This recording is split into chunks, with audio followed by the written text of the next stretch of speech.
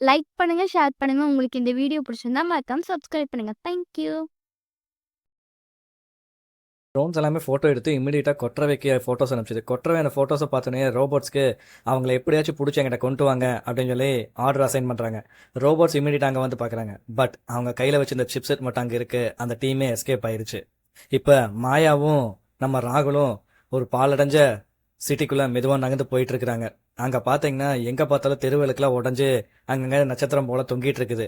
ஒவ்வொரு செகண்டு திகிலாவே இருக்குது. எங்கே பார்த்தாலும் ஒரே அமைதியாக இருக்குது. மேலே திருமண பக்கமெல்லாம் ட்ரோன் சுற்றிட்டே இருக்குது. ராகுல் வேற அப்பப்பா அவனோட லேப்டாப்பை செக் பண்ணிக்கிறான். இருக்குதா எங்காச்சும் கீழே விழுந்துருச்சான்னு செக் பண்ணிட்டே இருக்கிறான். மாயா தன்னோட கையில் இருக்கிற அந்த சிப்செட் மூலியமா நம்ம எங்க லொக்கேஷன்ல இருக்கிறோம்னு சொல்லிட்டு ஒவ்வொரு டைமும் செக் பண்ணிட்டே 2 பேரும் நடந்து போயிட்டு இருக்காங்க. சிட்டி ஃபுல்லா ரோபோட் சுத்திட்டு இருக்குது. எப்படியாச்சு ராகுலையும் மாயாவையும் பிடிச்சே ஆகணும்னு சொல்லிட்டு கொற்றவை வந்து அவங்களுக்கு டார்கெட் கொடுத்துருக்காங்க. ஸோ எப்படியும் அவங்கள பிடிச்சணும்னு சொல்லிட்டு ரோபோட்ஸ் எல்லாமே சர்ச் பண்ணிட்டு இருக்கு. இப்போ மாயாவும் ராகுலும் டாக்டர் அரவிந்த் உருவாக்குன அந்த லேபையும் டாக்டர் அரவிந்தையும் தேடி போயிட்டு இருக்கிறாங்க. பட் சிட்டி ஃபுல்லா ஒரே கலக்கமா இருக்கு. எங்க பாத்தீங்கன்னாலும் புகை மண்டலம், தூசு அப்படியே பாலடைஞ்சு கிடக்குது. எல்லா பக்கம் ரோபோட் சுத்திட்டு இருக்குது. மேல திரும்பினா ட்ரோன்ஸ் பறந்துட்டு இருக்குது. எங்க போனாலும் யாரோ ஒருத்தர் நம்மளை பாக்குற மாதிரியே ஒரு ஃபீலிங்ஸா இருக்குது. எப்படியோ மாயாவும் நம்ம பையன் ராகுலும் அந்த சிட்டிக்குள்ள தேடிட்டு அந்த லேபை ரீச் பண்ண ட்ரை பண்ணிட்டு இருக்கிறாங்க. இப்போ மாயா டக்குன்னு ராகுல் வெயிட் பண்ணு, அங்க ஏதோ சைன் தெரியுது பாரு அப்படிங்கிறாங்க. ராகுல் சொல்றான், ஆமா டாக்டர் அரவிந்த் வந்து சைன் மூலியமா நமக்கு இன்ஃபர்மேஷன் கொடுக்குறாரு. சம்திங் அவர் இங்க எங்கேயோ தான் இருக்கிறாரு அப்படின்னு சொல்லி சொல்றாங்க.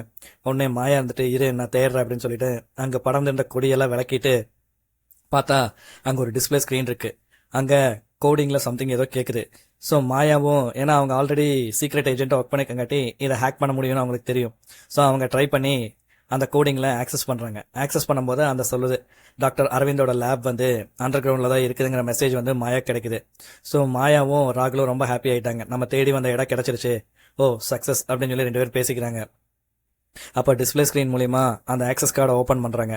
ஒரு பழைய பாலடைஞ்ச கதவு சடனாக அந்த கொடிகளுக்கு பின்னாடி இருந்து திறக்குது. அப்போ மாயா சொல்கிறாங்க, என்னால் உணர முடியுது, கண்டிப்பாக டாக்டர் அரவிந்த் இங்கே தான் இருக்கிறாரு அப்படிங்கிறாங்க. ராகுலோ ஓகே நம்ம அவரை மீட் பண்ணலாம் அப்படிங்கிறான். அப்போ மாயாவும் ராகுலும் மெதுவா உள்ளுக்குள்ள அந்த டோருக்குள்ள என்டர் ஆகிறாங்க. என்டர் ஆகி உள்ள போனா அது ஒரு பெரிய குகை மாதிரி உள்ள போயிட்டே இருக்குது. ராகுல் வேற மாயாட்ட சொல்றேன், எனக்கு ரொம்ப பயமா இருக்கு, இந்த குகை எங்க போகுதுன்னே தெரியல அப்படின்ட்டு. அப்போ மாயா சொல்றாங்க, கவலைப்படாத நான் பாத்துக்கிறேன், நீ தைரியமா வா அப்படிங்கிறாங்க. கடைசியில பார்த்தா அந்த குகை டாக்டர் அரவிந்த் இந்த லேபை ரீச் ஆயிருச்சு. ஸோ மாயா சொன்னாங்க, இதுதான் அநேகமா டாக்டர் அரவிந்த் யூஸ் பண்ணிட்டு இருந்த லேபுன்னு நினைக்கிறேன். ஸோ நம்ம இங்கே உள்ளே போய் பார்க்கலாம் டாக்டர் அரவிந்த் இருக்காரான்னு சொல்லிட்டு அப்படின்ட்டு உள்ளே போகிறாங்க. உள்ளே போய் பார்த்தா பழைய மானிட்டர்ஸு, ஜென்ரேட்டரு, அதுக்கு நடுவில் ஹாலோகிராம் மிஷினு இதெல்லாம் சூழப்பட்ட நடுவில் டாக்டர் அரவிந்த் வந்து அமைதியாக ரொம்ப சோகமாக உட்காந்துருக்கிறாரு. இவங்களுக்கு பார்த்தோன்னா ஒரே ஆச்சரியம், டாக்டர் அரவிந்த் உயிரோட தான் இருக்கிறாரு, எப்படியோ நம்ம அவரை கண்டுபிடிச்சிட்டோம், இவரை வச்சுதான் நம்ம கொற்றவை அடக்க முடியும் அப்படின்னு சொல்லி ராகுலும் மாயாவும் ஒருத்தருக்கு ஒருத்தர் பேசிக்கிறாங்க. டாக்டர் அரவிந்த் கிட்டத்துல மெதுவா போய் பாக்குறாங்க. டாக்டர் அரவிந்த் இவங்களை பார்த்தோன்னு ரொம்ப ஷாக் ஆயிட்டாரு. நான் இங்க இருக்கிறது உங்களுக்கு எப்படி தெரியும் அப்படின்னு சொல்லி ரொம்ப ஆச்சரியமாவும் அதிசயமாவும் கேட்கிறாரு. பட் யாரும் ஒருத்தருக்கு ஒருத்தர் பேசிக்கவே இல்லை. ஏன்னா எல்லாத்துக்குமே ஷாக்கு. டாக்டர் அரவிந்த் இறந்துட்டாருன்னு வெளியே நியூஸ் பரவிட்டு இருக்கு. பட் அவர் இப்ப உயிரோட இருக்கிறாரு. அது வரைக்கும் ரொம்ப சந்தோஷம். டாக்டர் கொஞ்சம் இங்க வாங்க அப்படின்னு சொல்லிட்டு மாயா முன்னோக்கி வராங்க. இந்த கொற்றவையை அடக்கிறதுக்கு கண்டிப்பா உங்க ஹெல்ப் தேவை. உங்க ஹெல்ப் இல்லாம நம்ம கொற்றவையை கண்ட்ரோலே பண்ண முடியாது அப்படின்னு சொல்லி மாயா சொல்றாங்க. ஆனா டாக்டர் அரவிந்த் வந்து நம்ம பையன் ராகுலைவே பார்த்துட்டு இருக்கிறாரு. ராகுல் அப்படியே பார்த்துட்டு இந்த ஆள் எதுக்கு குறுகுருன்னு நம்மளையவே பார்த்துட்டு இருக்கிறான் அப்படின்னு சொல்லி யோசனை பண்ணிட்டு இருக்கிறான். சடனா நம்ம பையன் டென்ஷன் ஆயிட்டு, எதுக்கு என்னையவே குறுகுருன்னு பார்த்துட்டு இருக்கிற, இத்தனைக்கு காரணம் நீ கண்டுபிடிச்சி இந்த உலகத்துக்கு கொண்டு வந்தே ஒரு குழந்தை, அந்த குழந்தை தான் இத்தனை பிரச்சனைக்கு காரணம் அப்படின்னு சொல்லி கத்துனான். உடனே மாயா சொல்றாங்க, அவ ஒன்றும் சாதாரண குழந்தையெல்லாம் கிடையாது, இன்னைக்கு இந்த உலகத்தையே அவ கண்ட்ரோல்ல வச்சிருக்கிறா அப்படின்னு சொல்லி மாயா சொல்றா. மாயா சடனா என்கிரிப்டட் கோட் சிக்னலை ஓபன் பண்ணிட்டா. டாக்டர் அரவிந்த் சாக்காயிட்டாரு. பை ஆக்சிடென்ட் இது எப்படி ஓப்பன் ஆச்சுன்னு எனக்கும் தெரியாது அப்படின்னு சொல்லி மாயா டாக்டர்கிட்ட சொல்றாங்க. டாக்டர் ஆச்சரியமா பார்த்துட்டு இருக்கிறாரு, கோர் சிக்னலை நீ எப்படி ஓபன் பண்ண அப்படின்ட்டு. டாக்டர் அரவிந்த் அவரோட ஃபேஸ் ரியாக்ஷனே மாறிடுச்சு. அவர் அவங்க 2 பேர்த்தையும் சைகை கட்டி இங்கே வாங்கப்பா அப்படின்னு சொல்லி கூப்பிடுறாரு. கூப்பிட்டு கிட்டத்தில் போனதுக்கப்புறம் பயோ பிரிண்டரோட இந்த ரிஃப்ளெக்ஷன் ஹாலோகிராமை மேலே அப்படியே இழுத்தாரு.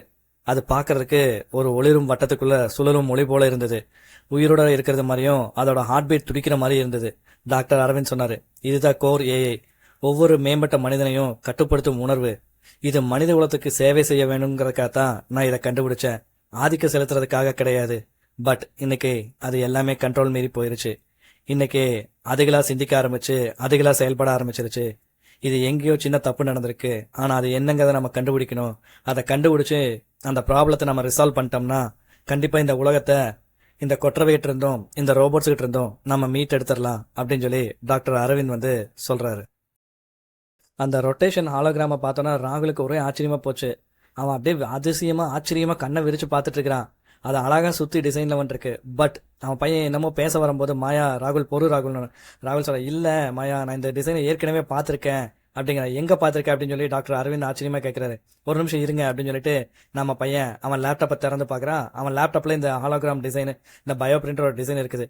அது போக கோர் ஏஏ கம்யூனிகேஷன் பண்ண அந்த சோர்ஸ் கோடும் அங்கே இருக்கு. அதை பார்த்தோன்னா டாக்டர் அரவிந்த் ஆச்சரியமா இது நடக்கிறதுக்கு சாத்தியமே கிடையாது.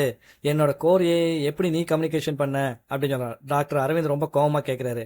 அதுக்கு ராகுல், சத்தியமா எனக்கும் தெரியாதுங்க. நான் வந்து உங்களோட கோர் ஏஐ கம்யூனிகேட் பண்ணணும்னு நான் பண்ண கிடையாது. நான் ஒரு வீடியோ கேமை ஹேக் பண்ண ட்ரை பண்ணிட்டு இருந்த போது அது ஆட்டோமேட்டிக்காக கனெக்ட் ஆச்சு. அதுவும் என் கூட பேச ஆரம்பிச்சுது. நான் வந்து அதுக்கு ஆன்சர் பண்ணேன். அது திருப்பி ரிப்ளை பண்ண ஆரம்பிச்சது. அது மட்டும்தான் எனக்கு தெரியும். சடனா என்னோட ஸ்கிரீன்ல கொற்றவையோட டிஸ்பிளே வந்துச்சு அப்படின்னு சொல்லி ராகுல் சொல்றான்.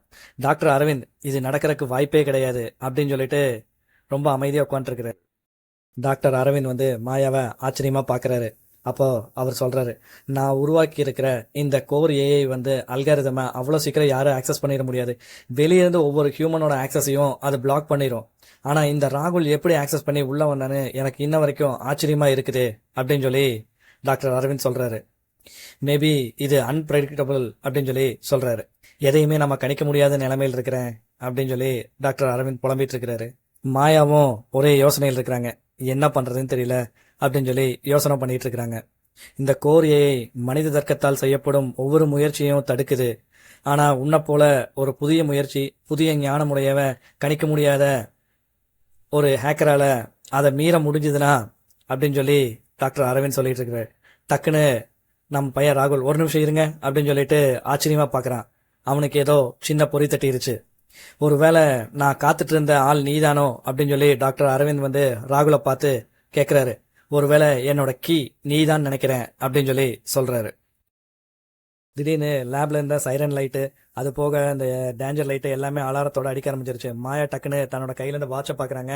அதுல சின்ன சின்ன சிகப்பு டாட்ஸ் வந்து இவங்களை நோக்கி வந்துருக்கு. அப்ப மாயா சொல்றா, அந்த கொற்றவையும் அவங்க ரோபோட்ஸும் நம்ம இருக்கிற இடத்த கண்டுபிடிச்சிட்டாங்க, நம்மளை நோக்கி வந்துட்டு இருக்காங்க, நம்ம இந்த இடத்த விட்டு இமீடியட்டா காலி பண்ணி ஆகணும் அப்படின்னு சொல்லி டாக்டர் அரவிந்த் கிட்டையும் ராகுல் கிட்டையும் சொல்றா. டாக்டர் அரவிந்த் இமீடியட்டா போய் இந்த hologram machine plus equipment machine எல்லா பட்டனையும் தட்டி விடுறாரு. அப்போ ஒரு கனமான வெடிக்கிற சத்தத்தோட அந்த லேப் மூட ஆரம்பிச்சது. அப்ப டாக்டர் அரவிந்த், எப்படியும் அவங்க இந்த இடத்த கண்டுபிடிக்க நான் அனுமதிக்க மாட்டேன். ஒருவேளை அவங்க கண்டுபிடிச்சிட்டாங்கன்னா இனி கொற்றவையை எப்பவுமே அழிக்க முடியாது அப்படிங்கிறாரு. நமக்கு தேவையான எல்லா எக்யூப்மெண்ட்ஸும் இங்க இருக்குது. இதை வச்சு மட்டும்தான் நம்ம கொற்றவையை கண்ட்ரோல் பண்ண முடியும் அப்படின்னு சொல்லி டாக்டர் அரவிந்த் வந்து மாயா கிட்டே ராகுல் கிட்டே சொல்றாரு. ராகுல் மாயாவோட ஃப்ரண்ட்ல வந்து நின்று நான் என்ன பண்றது அப்படின்னு சொல்லி கேட்கறான். பட் அவன் கண்ணுல லேசா பயம் தெரிஞ்சது. அப்ப டாக்டர் அரவிந்த் வந்து இடைமறிச்சு, இந்தா இதை வச்சுக்கோ அப்படின்னு சொல்லிட்டு அவன் கையில ஒரு சின்ன டிரைவை கொடுக்கறாரு. இது என்னது அப்படின்னு சொல்லி ராகுல் கேட்கறான். இது கோர் ஏஐ இருக்கிற இடத்துக்கு போற டயக்ராமு அப்படின்னு சொல்லி டாக்டர் அரவிந்த் சொல்றாரு. இது கோர் ஏஐயோட பேக் டோர். பல வருஷத்துக்கு முன்னாடி நான் எழுதி வச்ச கோடு. சப்போஸ் இது ஆக்டிவேட் ஆகி அவங்க கையில கிடைச்சிருச்சுன்னா, இந்த சென்ட்ரல் சிஸ்டமும் கோர் ஏஐயும் அவங்க ஆக்சஸ் பண்ணிட்டாங்கன்னா இனி கொற்றவை யாருனாலையும் கட்டுப்படுத்தவே முடியாது அப்படின்னு சொல்லி டாக்டர் அரவிந்த் சொல்றாரு. இனி இந்த உலகம் அவங்களோடது. சடனா மேல இந்த லேபு அந்த கூரை எல்லாம் இடிய தொடங்குச்சு. மாயா ராகுலோட கையை பிடிச்சிட்டு, சீக்கிரவா நம்ம இந்த இடத்த விட்டு வெளியே போகணும் அப்படின்னு சொல்லி மாயா ராகுலை கூப்பிட்டு ஓட ஆரம்பிக்கிறாங்க. சடனா டாக்டர் அரவிந்த், ராகுல் ரிமைண்டர், நீ அவங்க கூட வெறும் சோர்ஸ் கோடு கூட மட்டும் சண்டை போடுறது இல்ல, உன்னோட கற்பனை வச்சு அவங்க கூட சண்டை போடுற. சோ அது அவங்களால கணிக்க முடியாது. ஏன்னா நீ சோர்ஸ் கோடை வச்சு சண்டை போடுச்சின்னா அவங்களால ஈஸியா ப்ரெடிக்ட் பண்ண முடியும். ஆனா உன்னோட கற்பனையை வச்சு நீ அவங்க கூட சண்டை போடுச்சின்னா அவங்க அதனால ப்ரெடிக்ட் பண்ண முடியாது. கண்டிப்பா ரிமைண்ட் பண்ணிக்கோ அப்படின்னு சொல்லி டாக்டர் அரவிந்த் கத்துறாரு. அவங்க அந்த சுரங்கப்பாதையிலேருந்து வெளியே வந்தோன்னே அந்த லேபு வெடிச்சு செதறி பூமிக்குள்ள கொஞ்சம் கொஞ்சமா மறைய ஆரம்பிச்சது. அவங்க பின்னாடி திரும்பி பார்க்குறாங்க. அது சுத்தமா பூமிக்குள்ள மறைஞ்சு போயிருச்சு. வெளியே எரியிற கட்டடமும் மினுமினுப்பான ஒளியும் தான் இருந்துச்சு. ராகுல் கையில் இருந்த அந்த டிரைவு மினுமினுக்க ஆரம்பிச்சது. ஆனா இப்போ மாயா எப்படி செய்ய போறோம், நம்ம இதை எப்படி செஞ்சு முடிப்போங்கிற நம்பிக்கையே இல்லாம யோசனை பண்ணிட்டு இருந்தா. இந்த டிரைவ் கிடைச்சதுக்கு அப்புறம் அவளுக்குள்ள ஒரு புது நம்பிக்கையே வந்திருக்கு. கண்டிப்பா இந்த உலகத்தை கொற்றவைகிட்டு இருந்தோம், அந்த ரோபோட்ஸ் கிட்ட இருந்தும் நம்மளால காப்பாற்ற முடியும் அப்படிங்கிற ஒரு நம்பிக்கை இப்ப மாயாக்கு வந்திருக்கு. எங்கேயோ பூமிக்கடியில ஆழத்துல கோர் ஏஐ வந்து ஒரு உயிருள்ள இதயம் போல துடிச்சிட்டு இருக்குது. அது ஏற்கனவே மாயாவோட பேரை உச்சரிச்சிட்டு இருக்கிற மாதிரியே மாயாக்கு தோண ஆரம்பிச்சது.